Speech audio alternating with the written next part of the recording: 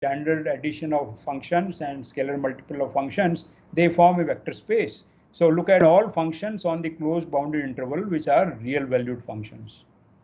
Yeah, these are all real valued functions.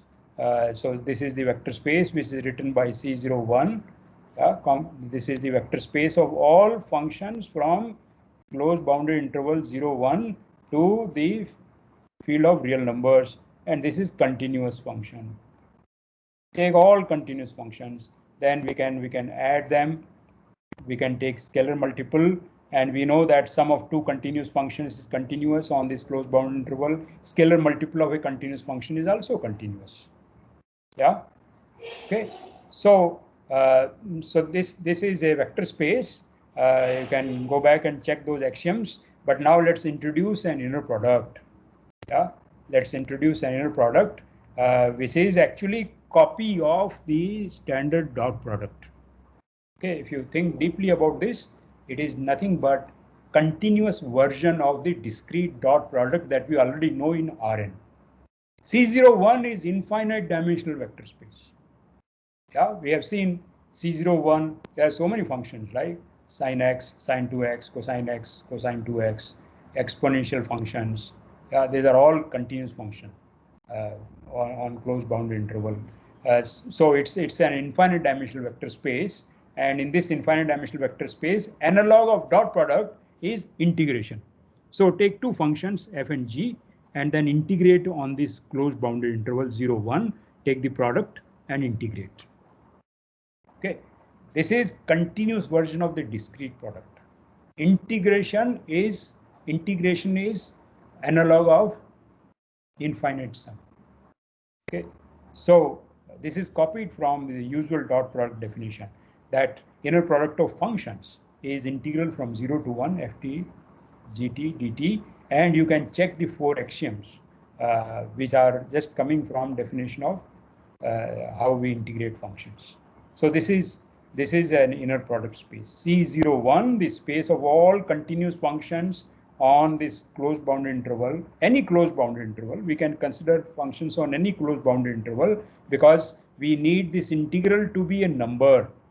Okay, so if I take continuous functions on closed bounded interval, they are bounded. Those values are bounded from below and above, and so this integral will always give you a number. Okay, we want the inner product to be a number which is subject to those four axioms. Yeah, so in order for a number to come out of two functions, I am integrating on a closed bounded interval. Okay, so C01 becomes an inner product space. Yeah, all right. Now let me show you that there is really nothing special about the standard inner product. In fact, there are infinite variety of inner products. If okay, on a vector space, if I can find one inner product, I can find infinitely many inner products on the vector space. How do we do that? Okay, so this is a method. Let B be a non-singular matrix. Non-singular is same as invertible. This is another word for invertible matrix. Take a non-singular matrix and take two column vectors x and y in Cn. Okay, x and y in Cn. Now introduce this inner product of x and y to be x star b star by. So B star is the complex conjugate of B. It's an n by n matrix. Yeah, and so By, and so B star B is a n by n matrix, and so I can multiply. But this is x star B star is nothing but Bx star and By. Okay, and Bx star By is nothing but the standard inner product of Bx and By in Cn. Yeah, Bx star By is this dot product of vectors in Cn. When we take vectors in Cn, their dot product is taken by you multiply components, but the components of the first vector have to be taken as their complex conjugate. Okay, so when I write Bx dot By, keep that in mind. It is not the dot product in Rn. It is the dot product in Cn. So we say it's a Hermitian inner product. Okay, when we have to introduce complex conjugate. So bx dot by is nothing but in matrix notation bx star, which is a row vector, and by, which is a column vector. This is my definition of inner product. So given any non-singular matrix, any invertible matrix I take, okay, I can introduce this inner product with the help of B. So if I keep on changing B, I will get infinite variety of inner product. You can check that this is an inner product because this satisfied. This is the standard inner product, Hermitian inner product in CN. This bx dot by satisfies the 4 axioms, and therefore this new inner product also satisfies the same axioms. Okay. So as you vary this invertible matrix B, you get more and more inner products in your vector space. Yeah. Okay. So now let's look at vector space of n by n complex matrices. They form a vector space, and the dimension is n square.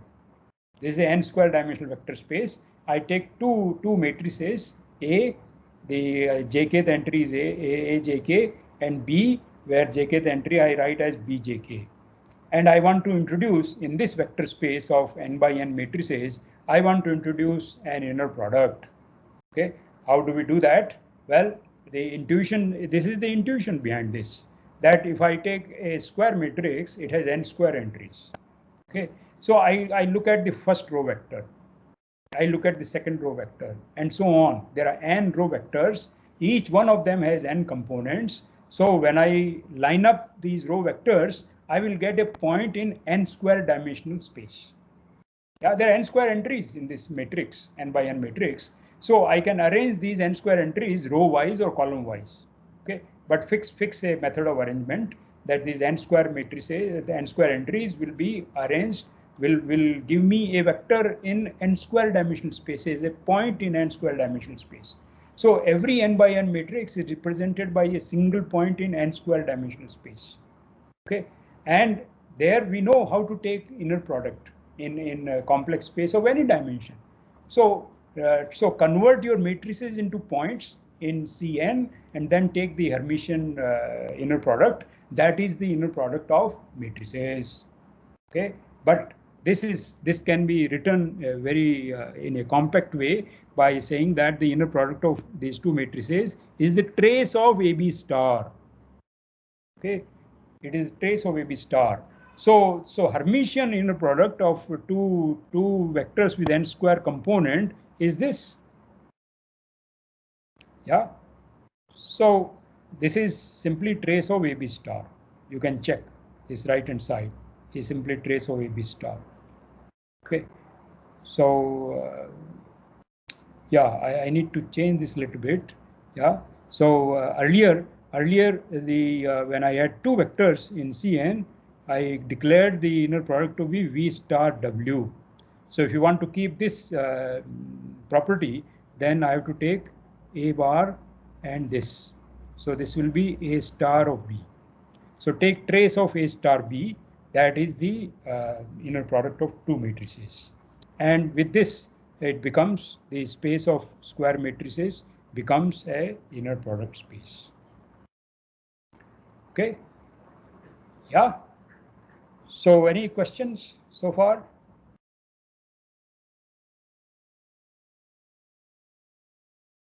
Yeah, so what do we do with the inner product? Well, we want, as I said, we want to introduce geometric notions in our vector space, and fundamental geometric concept is length of a vector.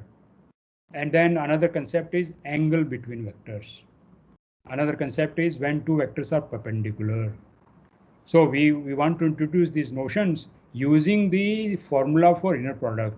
So we have a vector space. It could be space of matrices. It could be space of functions. It could be space of complex vectors or real vectors. But we are given fix an inner product. Using that inner product, we want to define length of a vector. And the idea is taken from the formula for absolute value of a complex number.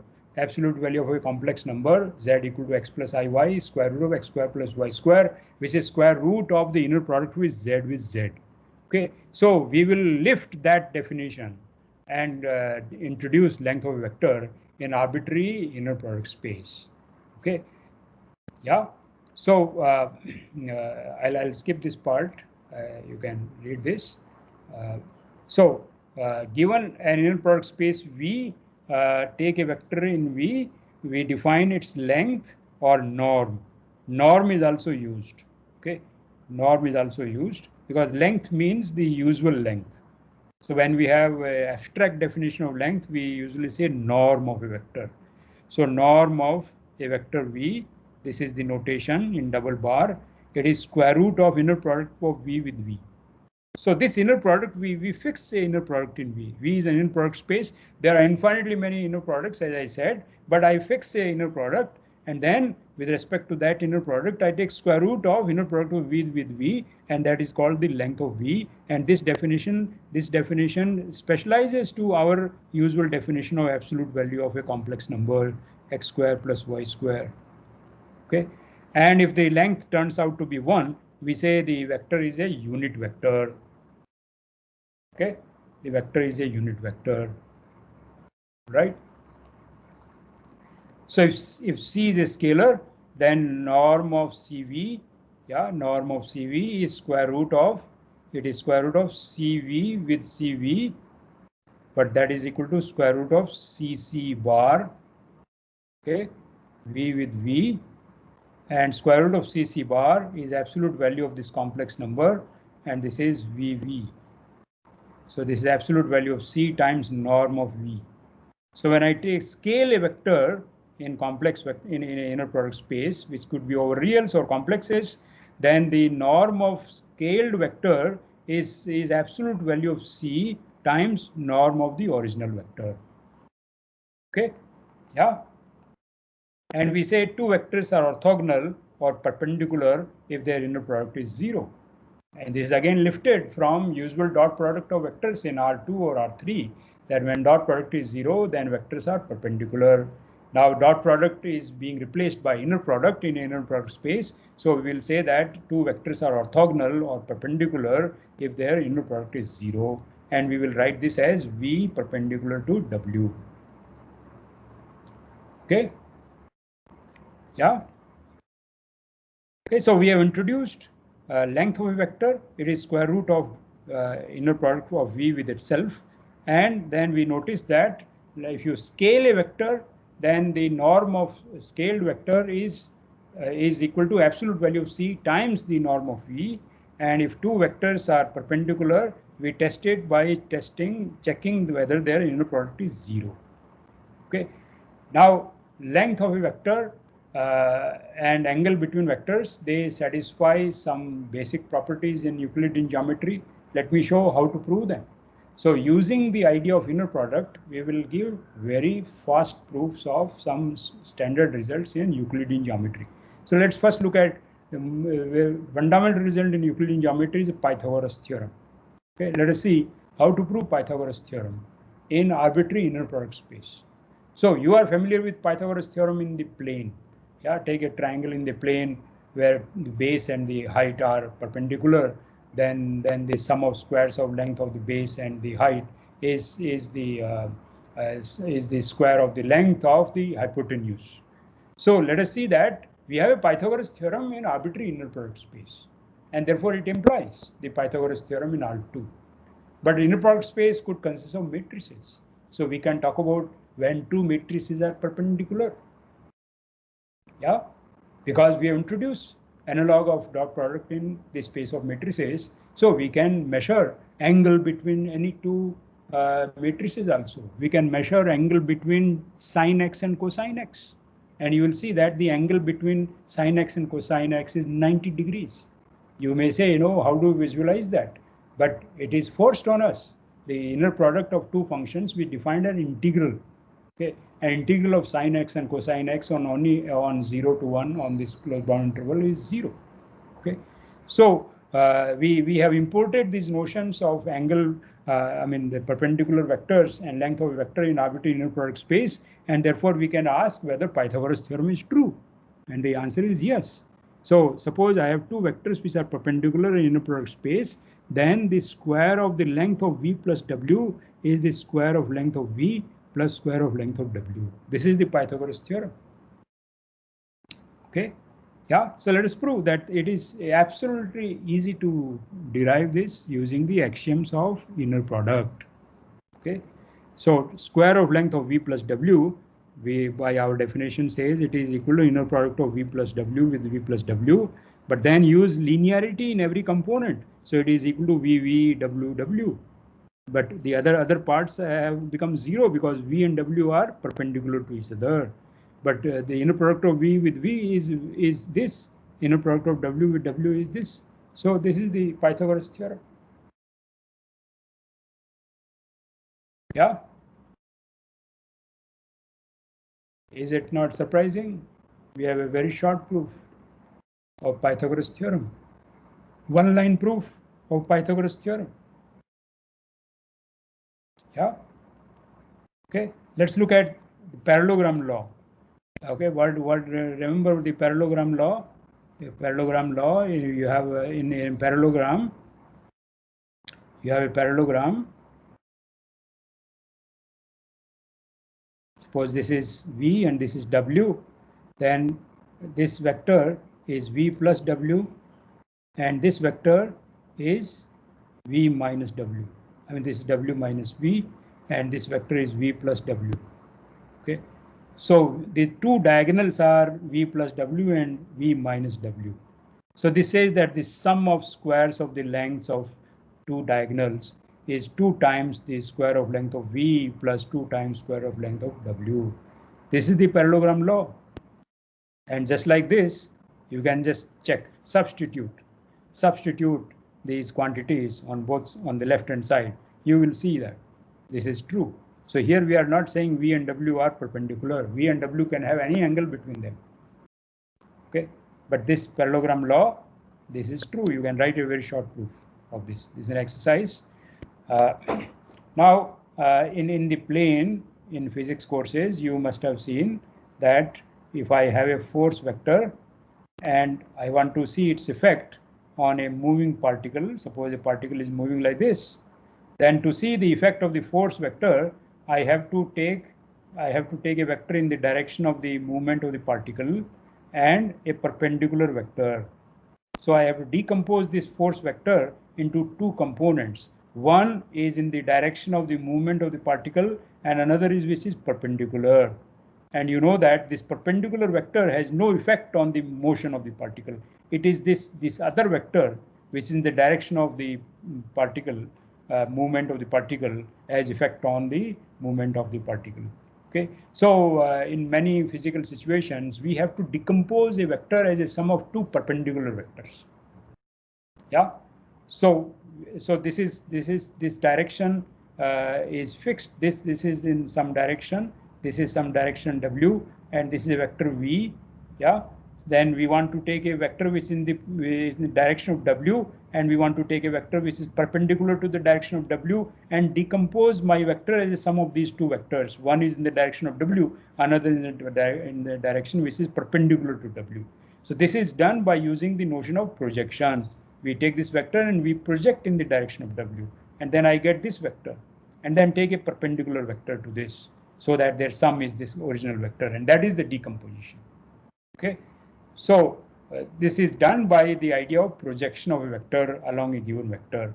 So take a vector w which is not equal to 0. So I am given a vector, and I want to decompose this in the direction of a given vector and a vector which is perpendicular. So in the plane, what do we do? Draw a perpendicular line, and then this is the projected vector. Suppose this is v, then this is the projection of v in the direction of w, and then take its perpendicular to this, so that their sum is this vector v.